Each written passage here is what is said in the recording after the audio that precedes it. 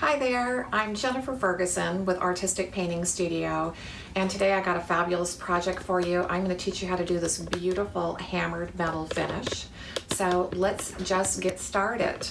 Every time you do a project, sometimes no matter how cute they are, they just need a redo, okay? So we're redoing one of my favorite little tables here, and we're going to be starting off with a product called Texture Medium. And as I get going, I want you guys to let us know where you are tuning in from.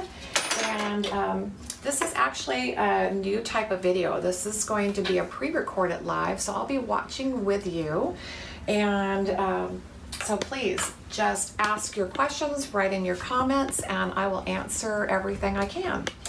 Okay, so to start with, as far as prep, I used some great sandpaper here. What grit was this? 150 grit, okay? Just knock down the old finish. I'm not going to bother priming because this texture medium has really great adhesion. Now, I like to use a trowel to apply this, but I don't want anybody to think they can't do this. So if you don't own a trowel, you can actually just brush on the texture medium, okay? So this is a nice, thick material that is plaster type, and we are going to be rolling that really cool roller through it, okay? So feel that you can do this either way. I'm gonna probably trowel most of this because I think I'm gonna go a lot faster if I do. The thickness should be somewhere around an 1/8 of an inch to a 1/16 of an inch thick. It shouldn't be too thick, okay? Because you're just going to end up causing more sanding issues for yourself. But somewhere between an 1/8 of an inch to a 1/16 of an inch would be good. And this is a technique that can be done on furniture, on walls, on cabinetry. It's beautiful on a lot of different surfaces. And then also, don't feel like you have to try to make this perfect and even. We're human, okay? There's no way I can keep a consistent hand to only get on an 1/8 of an inch or a 1/16 of an inch all the way across here. So there are going to be highs and lows in your texture, which is no problem because that's just going to give you more interest in your finish. Okay, I'm just going to try to get rid of a couple of my lines, and I'm trying to get it on here to where I'm not seeing the old finish that well, so that's going to give me a good idea that I'm probably somewhere around that 1/8 of an inch, okay? And this is what's called the ostrich roller, and these rollers are so cool because you can do so many different looks with them. But what you want to do is when you put your roller on, make sure it's not all the way up against the handle. Give it a little bit of space so it doesn't get caught there. Make sure it's spinning really good. And then all we're going to do is roll through here. And we're going to roll through once to start with. And see how easy that was? Okay. So now I'm going to kind of stagger the roller, and I'm going to roll through again because I want this to look more like a hammered metal finish, so that we're just going to have this pitted look like hammered metal creates. Now, the rollers peak the material up, so Karina is on the camera. I'm going to have her get a really good close-up of this because I want you guys to see the depth and to see how the edges kind of peak up. We're going to let this completely dry as it is, and then come back and sand those highs. So we're going to take a break here. We're going to get a little dry time going, and we'll be back for the next step. Thank you. Well, our first layer has dried, but I quickly wanted to just tell you guys a little bit about rollers. We're using the ostrich roller today for this project that creates a credible hammered metal look. But if you're interested in these, you can hit the website, and there are a ton of different options, so you might want to check them out. Okay, so we're ready for layer number 2, but the first thing I did is take this beautiful piece outside, grab my 150 grit sandpaper again, and gave it a really good sanding. Okay, we wanted those highs that Karina zoomed in for you earlier. We knock those down, so when you rub your hand across it, you still can feel the texture, but it's not real rough, okay? I don't want anything to be rough or to be so uneven that you couldn't use this tabletop and set something on it. Dry time is gonna be maybe an hour or so, just depending on your environment, how hot, how cold, and just make sure you do let it dry completely, because you don't want to go on to your next step until it's dry, because otherwise you could actually capture moisture underneath, and that could cause some issues in the end. Okay, so I pulled all my tape because not only am I going to paint the hammered metal layer, but I'm also going to paint the whole top of it, and we're using Modern Masters metallic paint, and this is a color called Antique Bronze. Okay, beautiful color, and we are going to have to put on a couple of layers. Metallics are wonderful to work with, but they normally take a couple more coats than even regular paint, and that is one thing I do want to share with you as well. With this particular company is where I showed you the name.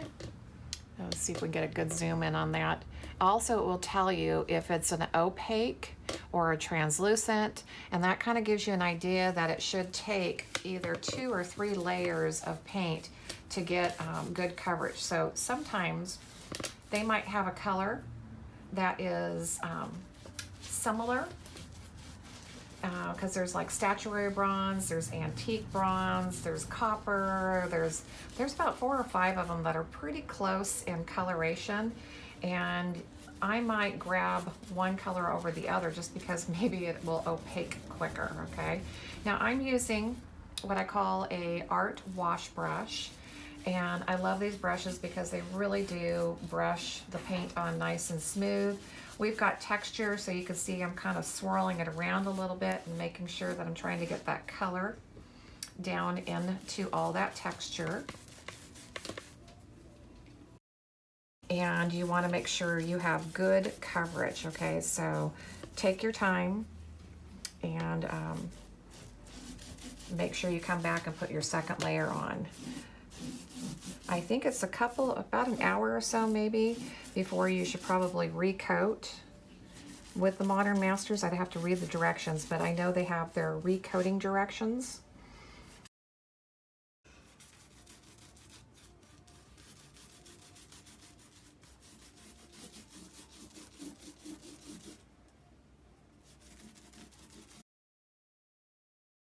Okay, so we're gonna let this dry. We'll come back and put on a second coat. Well, we're finally ready for our next layer, but just to recap quickly, 2 layers of the antique bronze metallic paint, let it thoroughly dry, and be prepared that you might want to let your metallics dry just a little bit longer. They're a softer paint than regular paint, so maybe give it a few more hours, okay? Our next step is we are going to be using some of the DIY paint. We have Mermaid Tail and Seaglass, I think. Yes, we do. And I'm going to show you a dry brushing technique where we're going to get like a little bit of a patina action going on this. So we are just going to pop the lids off of these cans, and I definitely have the wrong lid on the wrong can. That's why I couldn't figure out if I had the right paint. Okay, so with a dry brush, we don't need a lot of paint. Let's grab, okay, I'm just going to grab some cheesecloth to kind of offload, okay? And I am just going to roughly dry it on here, or I'm sorry, paint it on here, kind of where I think maybe I want a little bit of a patina coming through. And we're not putting a ton of paint on here. It's not like you're putting on full brush strokes, okay? You just want to have a little bit of color. And then also try not to create too obnoxious of, bad looking brush strokes. They can kind of bite into that soft paint a little bit, and that was one of the things I was talking about, of let your metallics dry a little bit longer, okay? So that you're not dealing with them being soft. Now I'm going to go through here, and Seaglass is the color that I'm working with right now, and that's my lighter color. And I'm just going to randomly put this color on, and then I'm going to come back and throw a little bit of the mermaid tail on as well with the same technique.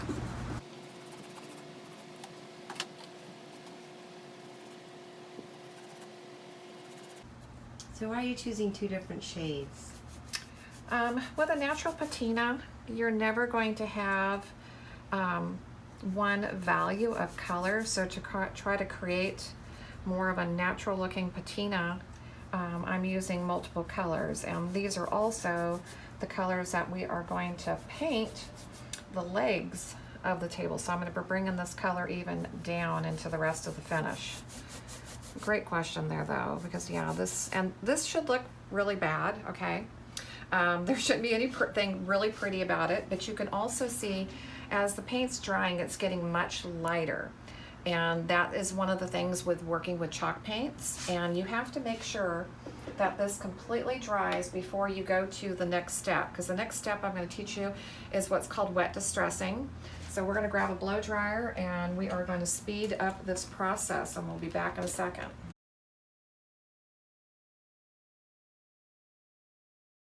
Okay, it looks like we're pretty good, that we're dry enough. And when you're doing a wet distress and using chalk paints, you want to make sure you allow this layer to completely dry before you go forward.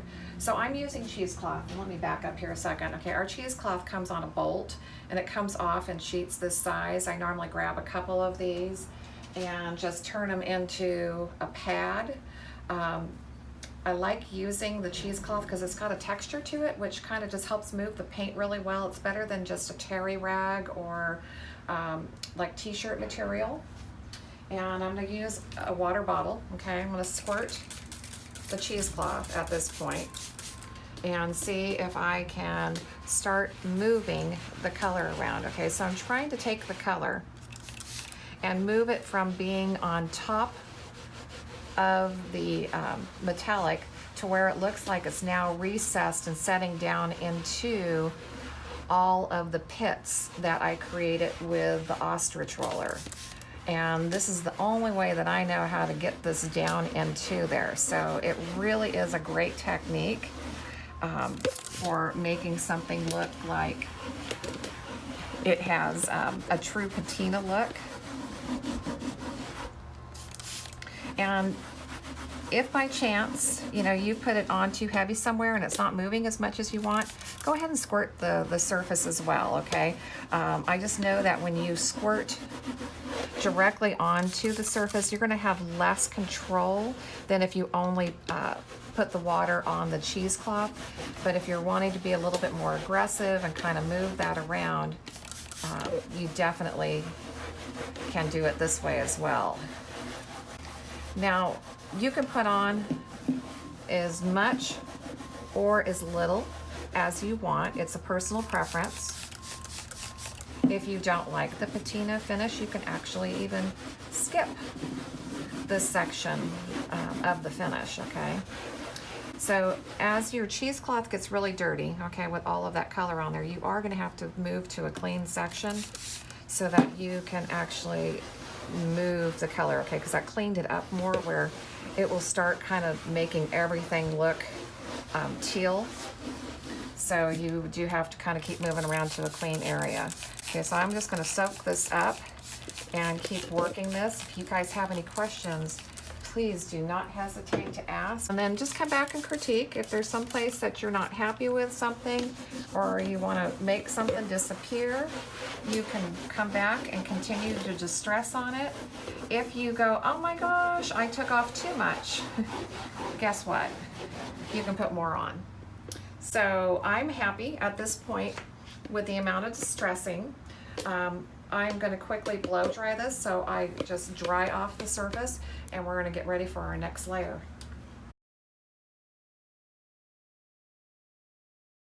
Okay, we are dry and ready to go, and I'm gonna have Michelle kind of zoom in here a little closer. I want to make sure that you guys can see that we can still see the beautiful antique bronze finish, which has you've got your multiple colors. You can see the two colors of teal as well. That's the mermaid tail and the sea glass. And like I said, you determine how much of the patina you want to have or not, okay? Everything is dry, and you want to make sure you're dry before we go forward. But now we're going to actually go to a foil layer. And we're going to put down what is called our foil adhesive. And this is one of the parts that you need to do an actual foil transfer. I am going to roll this on. I'm going to pour some of this out here. We're going to load it onto the roller and cover this cute little table, okay? So when we do the foil, we have to have two parts to the application. You need to have a foil adhesive down, which I'm putting on. And I'm putting 100% down, even though I most likely am not going to transfer 100% with this technique, but not knowing maybe where I want the foil to transfer, I'm just going to go ahead and get full coverage. And that's one thing with the foils and the foil adhesive. If you don't have any foil adhesive, you're not going to have any transfer. Now I'm going to not only do the top of it, but I'm going to go ahead and paint this on the complete edge, because I'm going to also foil the edge of this. So I'm going to finish this up, and we're going to have to allow this to dry for no less than about 30 minutes, okay? That's one thing that's really important about working with the foil adhesive, is allowing it to dry to what's called a firm tack, which means it cannot be wet, okay? And it's never going to dry beyond the firm tack. So it's going to be very, very sticky when it's dry, but not wet. Depending on where you live, will determine how long you need to allow this to dry. And if you're in a very hot and no humid area, something like Arizona, you could probably get away with our 30 minutes. If you live in an area that has high humidity, like Florida, Louisiana, Houston, Texas, okay, make sure that you give it at least an hour or two to dry, because it's going to take longer to get to a firm tack. But you can see how quickly you can get this onto your surface. Okay, now we are ready for our fun application of putting some foil on here. So we applied the foil adhesive, it has dried, it's nice and sticky, okay, and it's perfectly ready for the next application. Now foils, I'm just going to tell you about them briefly here. They are a metallization that is on a plastic carrier, and the color we're going to transfer is the color you're seeing, which is bronze, but the foil is actually on the back side of this. So I try to tell everybody, when you're getting ready to do a foil transfer, make sure that you are seeing the pretty side. Okay, so I've already cut a couple of pieces. We're going to lay this right down on here, and to begin with, I'm just going to take a terry rag, okay, just a nice soft rag, because I'm really not sure how much transfer I want. I don't want transfer everywhere, so I'm just going to rub to start with and kind of see what we're getting, okay? And we might just get a little bit of that everywhere, and then I'm going to take my scrubber brush and I'm going to come in here a little bit heavier in some areas and bring in the foil just a little stronger wherever maybe I want to see more of that. So this is kind of, I want to say, more of a random application as far as how the heavier areas. You're going to have a little bit of foil probably everywhere, because it's going to hug the highs, so it's going to definitely put a little bit of foil around all of the hammered metal openings, okay? And then just determine where else you want to see more, okay? Now you can tell that it's starting to take some of it off, but there's enough of it on there where I'm going to try using the same piece and just moving it over, And we should still do our nice light rub first, so we get a little bit everywhere. And then come in here and just rub randomly. Okay, so if you're a blingy person and you want a lot of foil, it's totally a personal preference. You can add as much or as little as you want. I always start with a little bit softer touch and then come in and add more as I feel like I really want to see more of the foil, but hopefully you can see how nice and shiny that is coming out, which is so cool. And you can always add more. Okay, you can't take it away, but you can add more. So you can always lift the foil off, take a look, decide if you want to add some more somewhere else, and keep layering it on. Okay. Now, I did the whole parameter so that we could take a sheet of this, and I'm going to do a full transfer along this little lip area here, okay? So I am just going to go ahead and scrub that on completely. And anytime you have a little area where it has a curve here, and it's always going to catch the outside area first, you have to sometimes allow the foil to release and then go back and push it into those lower areas. If you're to definitely bling up our outside edge, isn't that absolutely beautiful? And then I'm just going to keep working around the table here. Foils come in many different colors, so there's lots of options. We'll have the links on here, plus we're going to have a page that you can go to, and you can go and see just about everything that we offer in our foils, so you can check everything out later. So this is an adorable little project that can easily be done in an afternoon. As you can see, this is coming together so quick and easy. You just need dry time between your layers, and yes, there are a few layers here, okay? One final thing to finish this off is, of course, you know, I'm one of those that just continues to add and add and add. I don't sometimes know when to stop, but I wanted to put a layer of glaze on here to add a little bit of depth. And what's wonderful is once you're done with the foil, okay, there's nothing else to wait for. When you're finished transferring as much of the foil as you want, you can go to your next layer. So if you were happy with that as it is, and you want it to leave it bright and shiny and not do the glaze, you don't have to, but you would have to put a top coat over the top of it. But this is a glaze that we've already mixed up. It'll be written in, we'll have the product, okay? So this is our Artsyville glaze with Van Dyke Brown colorant in it, okay?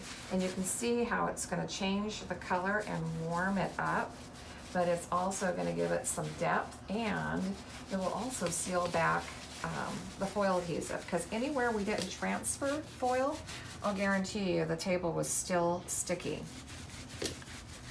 So you can do this not only on the top, but you can also put the glaze over all the foil edges as well.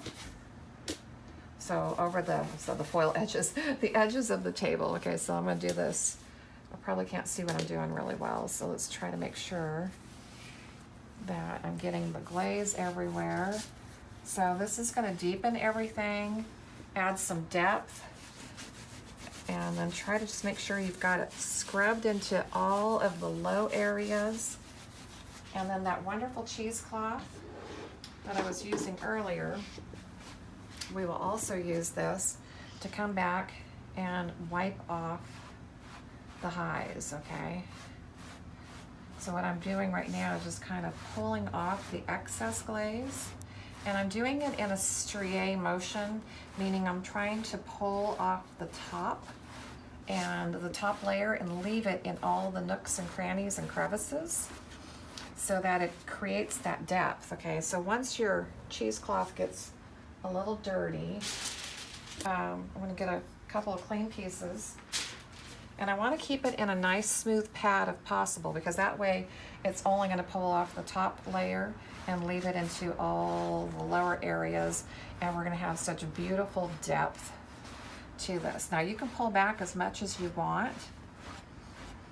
You don't have to make it as dark as I did, but I love depth and dimensions, so I definitely brought that deeper, okay? And again, if my cheesecloth gets dirty, flip over to a clean section and just smooth it out. So all we have left to do is let this dry, and because it's a piece of furniture, we're gonna put a beautiful, nice, durable top coat on here and protect it. So there you go. A beautiful hammered copper metal finished with a little bit of a patina touch. Thank you guys for joining. Again, make sure to check out the link for all the products. Make sure to always click that button to subscribe so you'll never miss another Home Talk Live, and we'll see you guys soon. Thanks for joining.